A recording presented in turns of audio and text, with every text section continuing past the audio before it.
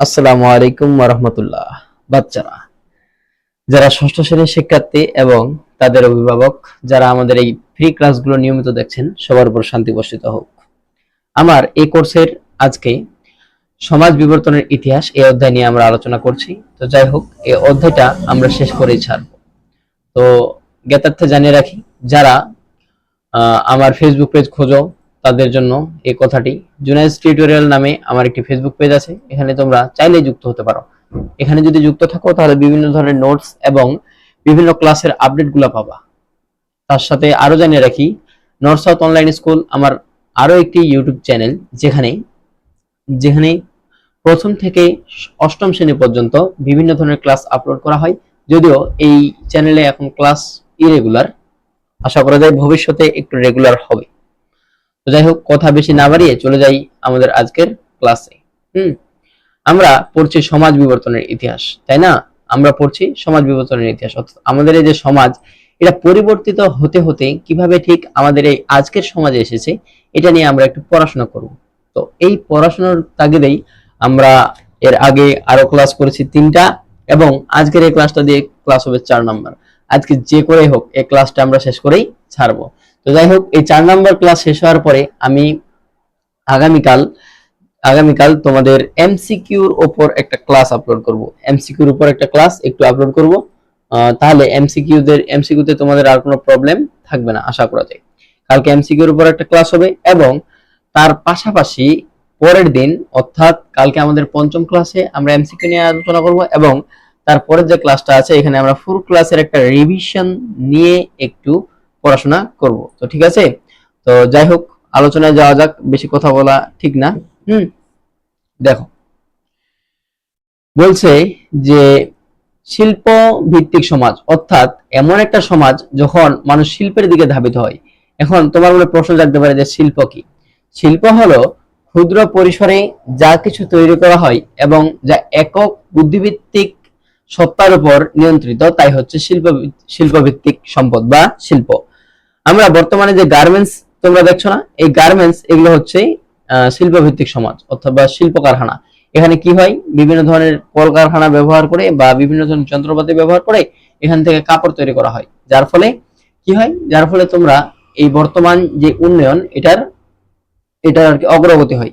কারণ একটা দেশ উন্নয়ন করতে গেলে সেই দেশের অর্থনীতি, সেই দেশের রাজনীতি, সেই দেশের সামাজিক, সেই দেশের আরো বিভিন্ন অভ্যন্তরীণ যে কূটনৈতিক কাজগুলো আছে এগুলো সুষ্ঠুভাবে পরিচালনা করতে হয়। আর এগুলো সুষ্ঠুভাবে পরিচালনা করার জন্যই প্রয়োজন হয় অর্থ।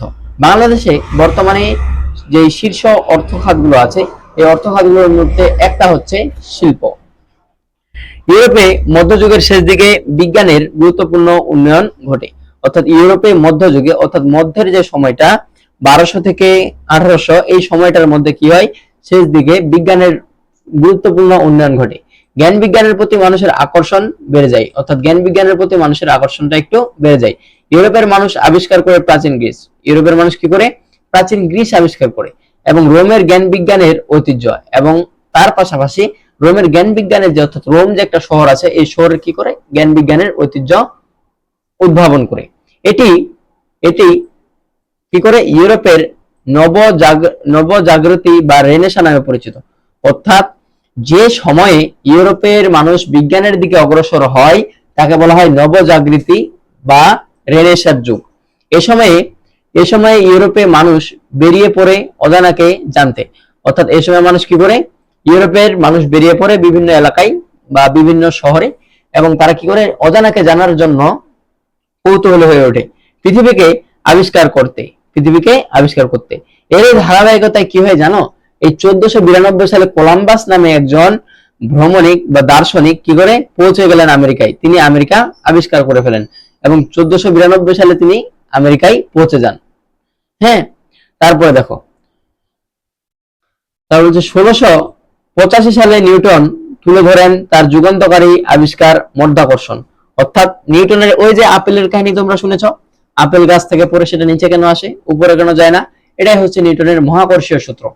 এভাবে শুরু হলো একের পর এক বৈজ্ঞানিক আবিষ্কার, অর্থাৎ এভাবে একের পর এক বৈজ্ঞানিক আবিষ্কার শুরু হয়।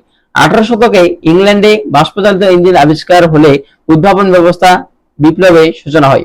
অর্থাৎ 18 শতকে কি হয়, বাষ্পচালিত ইঞ্জিনের আবিষ্কার ঘটে। আর এই বাষ্পচালিত ইঞ্জিন আবিষ্কারের ফলে কি হয় জানো, মানুষ আগে যে কাজটুকু 3 বা 4 দিনে করতো, মেশিন বা যন্ত্রপাতি থাকার কারণে মানুষ সেটা 1 অথবা 1.5 ঘন্টায় করে ফেলে। অর্থাৎ এটা সময় সাশ্রয়ী হয়, শ্রম কম লাগে। এই বাষ্পীয় ইঞ্জিনের ধারণা কাজে লাগিয়ে বিজ্ঞানীরা পরপর আবিষ্কার করেন সুতা কাটার মাকু। অর্থাৎ এই ধারণাকে কাজে লাগিয়ে বিজ্ঞানীরা মাকু আবিষ্কার করেন। তারপর কি করেন, স্পিনিং মেশিন এবং স্পিনিং মেশিন আবিষ্কার করেন। যান্ত্রিক তাঁত আবিষ্কার করেন। বাষ্পচালিত জাহাজ ও রেলের ইঞ্জিন, অর্থাৎ রেলের ইঞ্জিনও আবিষ্কার করেন। এই সময় বিদ্যুৎ আবিষ্কার হয়। আর স্টিম টারবাইন নামে বিশেষ ধরনের বাষ্পীয় ইঞ্জিন দিয়ে বিদ্যুৎ উৎপন্ন করা শুরু হয়। অর্থাৎ বাষ্পের সাহায্যে এই টারবাইন ঘুরিয়ে এখান থেকে বিদ্যুৎ উৎপন্ন করা হতো। এভাবে একদিকে বড় বড় শিল্প কারখানায় উৎপাদন শুরু হয়, আর অন্যদিকে দ্রুতগামী জাহাজ ও রেলে ব্যবসা বাণিজ্য ও যোগাযোগের বিস্তার ঘটে। অর্থাৎ যে এলাকায় নদী ছিল সে এলাকায় কি হয়, জাহাজ ব্যবহার করে খুব সহজেই মানুষ যাতায়াতের কাজটা চালিয়ে যেতে পারে। এভাবে সূচনা হয় শিল্প বিপ্লবের সূচনা হয়। শিল্প বিপ্লব শুরু হয়েছিল ইউরোপে এবং প্রতিকৃত ছিল ইংল্যান্ড। এবার দেখো 18-19 শতকে কয়লা, গ্যাস, পেট্রোল ও বিদ্যুতের ব্যবহার শুরু হয়। 18 এবং 19 শতকে কি হয়, কয়লা, গ্যাস, পেট্রোল ও বিদ্যুতের ব্যবহার শুরু হয়। 19 শতকে রেল যোগাযোগ চালু হয়। ক্রমবর্ধমান শিল্প কারখানা, শ্রম ও কাঁচামালের চাহিদা মেটাতে ইউরোপের মানুষ উপনিবেশ স্থাপন করলো, মূলত এশিয়া এবং আফ্রিকায়। অর্থাৎ মানুষ এই সময় ব্যবসার জন্য বাইরে বের হয়। তখন থেকে বিশ্বব্যাপী শিল্প বিপ্লবের প্রভাব পড়তে থাকে। অর্থাৎ এই সময় থেকে কি হয়, শিল্পের একটা অগ্রযাত্রা শুরু হয়। 20 শতকে শুরু হয় বিমান, রেডিও, সিনেমা ও টেলিভিশনের ব্যবহার। 20 শতকে এসে মানুষ আরো একটু জানতে পারে, কি জানতে পারে, বিমান সম্পর্কে, কি জানতে পারে, রেডিও সম্পর্কে, সিনেমা সম্পর্কে, টেলিভিশন সম্পর্কে। এগুলো সম্পর্কে মানুষ আগে অবগত ছিল না। এবার বলছে শিল্প বিপ্লব পরবর্তী সমাজ। অর্থাৎ এই যে 18 এবং 19 শতকে শিল্প বিপ্লব হলো বা 20 শতকে শিল্প বিপ্লব হলো, এর পরবর্তী সমাজটা ঠিক কিভাবে চললো এটা একটু দেখি তো। বলছে শিল্প ভিত্তিক সমাজে শক্তির উৎস হিসেবে মানুষ ও পশুর স্থান দখল করে যন্ত্র। অর্থাৎ শিল্প ভিত্তিক সমাজে প্রযুক্তির আবিষ্কার হয়। শিল্প বিপ্লব পরবর্তী সমাজের ভিত্তি হচ্ছে জ্ঞান ও তথ্য। এই লাইনটা মোস্ট ইম্পর্টেন্ট। আমি এটা হাইলাইট করছি, এটা তোমাদের এমসিকিউতে আসবেই, এটা আমি গ্যারান্টি দিচ্ছি। এর বলছে শিল্পের বদলে তথা প্রক্রিয়াজাত করাই হচ্ছে অর্থনীতির মূল বৈশিষ্ট্য। এই লাইনটাও খুব ইম্পর্টেন্ট। এখান থেকে তোমাদের ক নাম্বারের যে আনসারগুলো এগুলো আসে, যে শিল্পের বদলে তথ্য প্রযুক্তি অর্থাৎ শিল্পের মূল বৈশিষ্ট্য কি। এবার বলছে সম্পত্তির মালিকদের বদলে পেশাজীবী, চাকরিজীবী ও বিজ্ঞান, তথ্য প্রকৌশলী ও সেবা বিনোদন খাতের সাথে যুক্ত মানুষই গুরুত্বপূর্ণ হয়ে ওঠে। দেখো তো, একজন প্রকৌশলী যদি না থাকে তাহলে তোমার বাড়ির ডিজাইন কে করবে? একজন ফার্মাসিস্ট যদি না থাকে তোমার জন্য ওষুধ কে উৎপন্ন করবে? একজন বিজ্ঞানী যদি না থাকে সে নতুন নতুন আবিষ্কার করবেটাকে? এই জন্য তারা কি হয়, এই সময়ে তারা গুরুত্বপূর্ণ হয়ে ওঠে।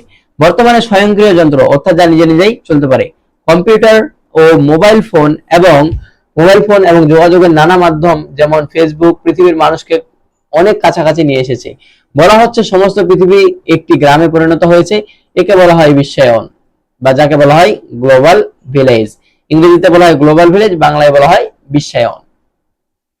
এবং যে পাঠ 7 বাংলাদেশের সমাজের প্রকৃতি।